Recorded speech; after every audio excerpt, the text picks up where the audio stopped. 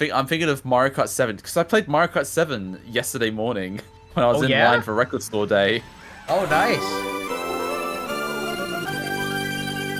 You don't want to know my activity, like the whole stretch of time of me waking up at 4 in the morning and having to deal with that yesterday. So when you got to the line after waking up even that early, was it still like a long ass I line? was Or I was 149th in the line. holy shit!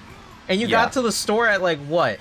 I got to 4:30? I got to the shop at 5:30 in the morning. Oh shit! The store Damn. opening at 8 o'clock, and I was 149th waiting in line. And I only knew that because obviously it's based off of the paper ballots that they give out for, you know, when you have to select the albums you want, so that then they can give it to the employees to then search for the albums. But yeah, 149th just for getting there at 5:30 in the morning. There was so many people camping out, so many people with deck chairs and Wow. big body warmer coats. It was fucking mental. And also in like a lot of people in like pairs or in groups, so I guess it made it easier for them to, like, you know, get coffee or go to the toilet somewhere. Yeah, and just make sure they don't lose their spot. Oh, Yeah, which obviously I don't have the liberty to do that because obviously I'm a one-man band, and I was talking to this one Swedish guy for like half the time. Dang, man. Like, honestly, again, I feel like I mentioned this before, but I really wouldn't mind collecting vinyls. It's just, obviously, that would just be another expensive hobby that I would need to get into. Yeah, I think getting into record collection is definitely more expensive now than it was like a few years back, and especially in this sort of like postmodern economy that we're all living in now. Prices are like not as nice nowadays. Record Store Day is like, just generally anyways, is quite expensive just because of the fact that the records are exclusive for the day itself, so they can mark up the prices to be whatever they want.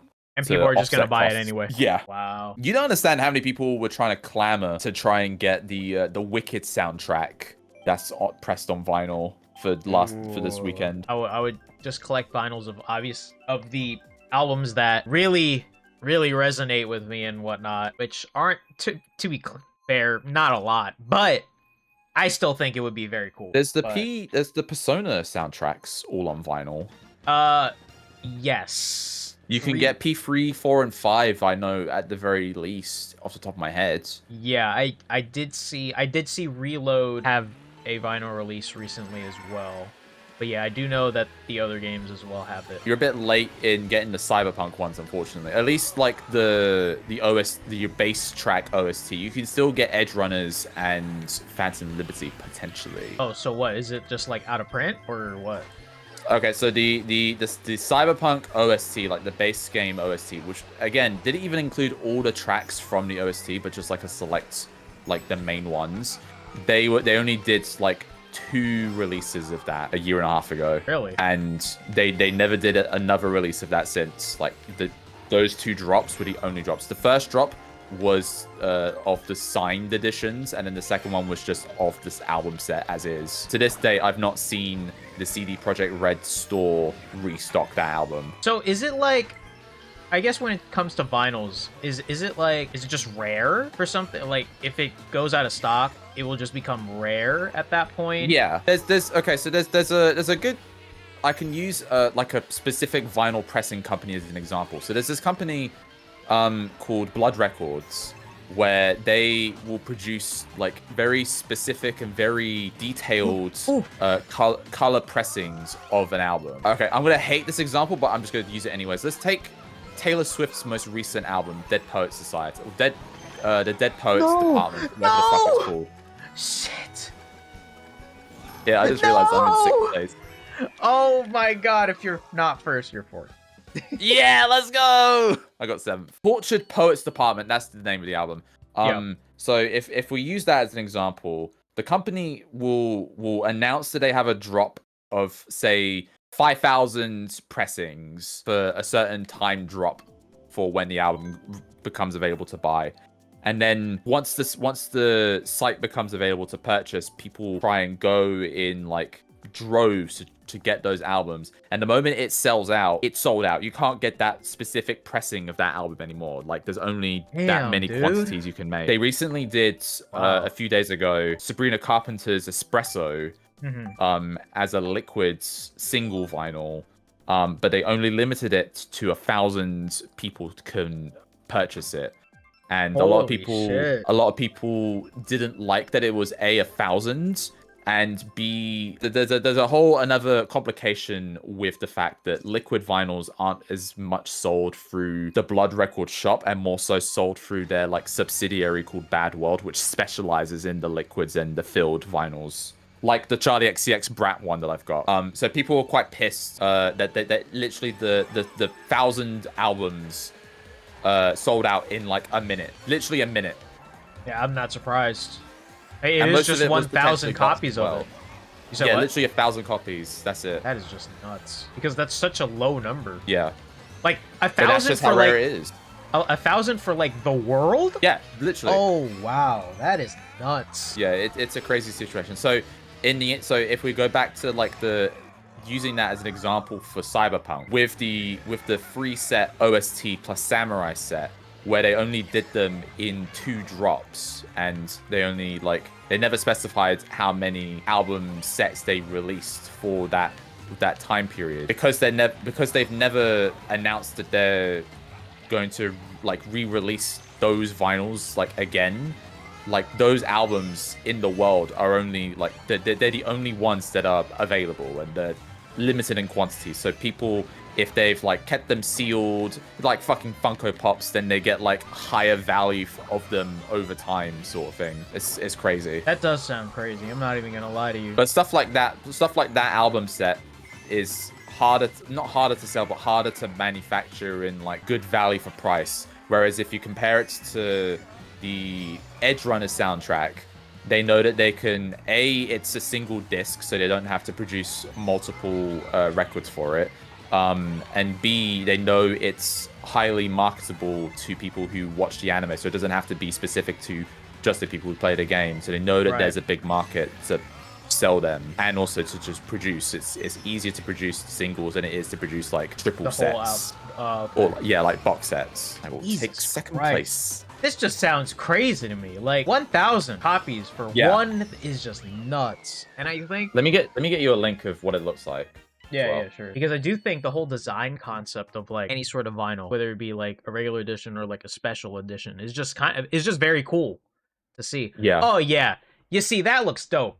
That looks cool. It's the liquid vinyls that they produce is so fucking cool. Chat, to anyone who doesn't know that what we're talking about, I'll just put it up on stream. But yeah, basically this right here. If you scroll down on that page and you see just underneath where it says, if you click where it says play, it will show you the album. It will be a bit loud with the music because it is Espresso. I need to make sure I don't want to get DMCA'd. Yeah. Make sure you don't DMCA yourself first.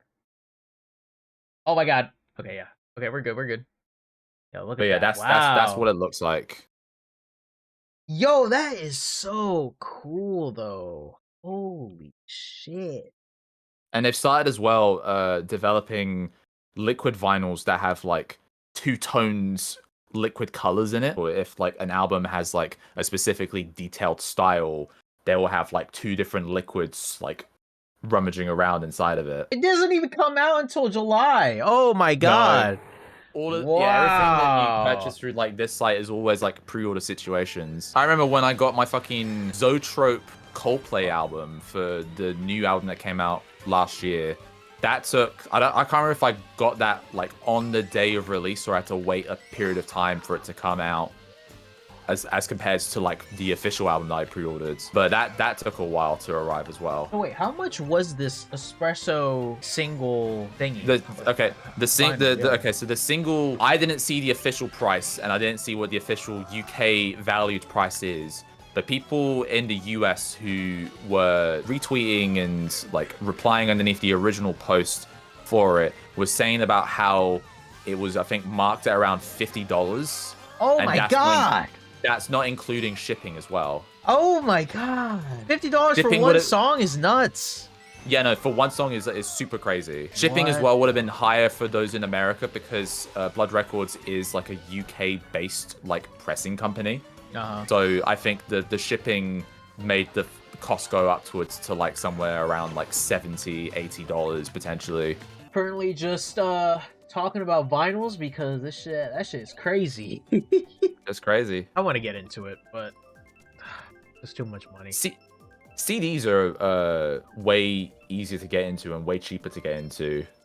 Yeah. And there are a lot of great places to go that sell CDs at under market value than like what you can get in retail. And there's a lot of like secondhands that are like quite good, like near mint condition, not near mint, but like near sellable conditions. What do you call it? My girlfriend, she collects like a lot of like CDs from like vintage shops, Oh, nice. and she gets them at like very lower prices than as compared to say if I went to one of my local record shops, I'd get it at like full marked price. If I wanted to go that route, I wouldn't mind it at all. I would just need to get a CD player because I don't believe I have one. But I'm sure those are easy to find as well, you know? Oh yeah. And as well, like storage wise as well, it's way more manageable considering that the size is the size of a fucking CD, so you can like have stacks of them and dwarf the size of my record collection in like a matter of months. What did I What's miss? up? Well, I talked about my anime award voting, and then we talked about LCB and I were just talking about vinyls and how expensive the hobby is. Yep, it has literally not driven me bankrupt for the past 5 years, but it has driven me. It is a very expensive hobby. LCB, I got a question for you, man. I have an answer for you potentially. Is every hobby expensive nowadays? What are your thoughts on that? Okay, I think it depends on like it depends on what you consider as a hobby, because obviously like capitalist hobbies in the form of like collecting certain things, so like collecting an anime collection or like say going the music route, they can be expensive. Yep. If like you like just are like you're too broad with what you're trying to collect.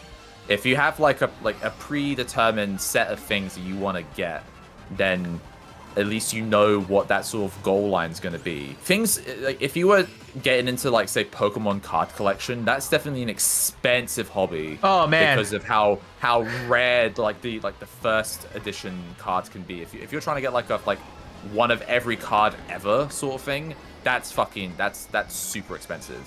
Hugo, if you're still in the chat, bro, you gotta explain, man. You have to explain. If you're not first, you're fourth, by the way. I've literally watched the YouTube channel Deep Pocket Monsters. Yeah. He did a challenge where he had to like get every card from every gen, and if he didn't get it by a certain time period, he'd give away the entire binder away. Yeah. That shit expensive. I don't know how he does it. I really don't know. I don't know how he does it. Big fan, but I don't know how he does it. I really don't. I bet he uses his revenue from his other revenue streams to fund that, and then obviously his revenue he gets from the channel then adds on to his revenue for that, or to his spending habits. Hobbies, what do you call it? There's a lot of like great hobbies that you can get into that aren't as expensive. Like I used to, when I was growing up in my preteens, I used to go ice skating once every Sunday or once every 2 Sundays with my friends. And that, like, I think that was like, what, 20 pounds to get in just for like a 2-hour session. And that was a fun hobby for like a great period of time. I think whatever you get into, there are great ways in not just minimizing costs, but also just like, you don't have to spend a lot of money to do like something that you enjoy or something that you know is going to be like a fruitful experience.